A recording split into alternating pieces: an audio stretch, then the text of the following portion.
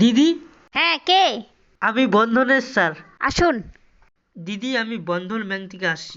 আপনারা লোনের জন্য অ্যাপ্লাই করেছিলেন না, লোনটি পাস হয়ে গেছে। আপনাদের বাড়ি দেখতে আসছি, দাদার একটা সই লাগবে। দাদাকে একটু ডেকে দিলে ভালো হয়। এদিকে আসো তো। এই যে বন্ধনের ছেলের সাথে কথা বলো। স্যার বলেন। দাদা, আপনার নামটা একটু বলবেন? MBS। বাপ রে, MBS ডাক্তার নাকি?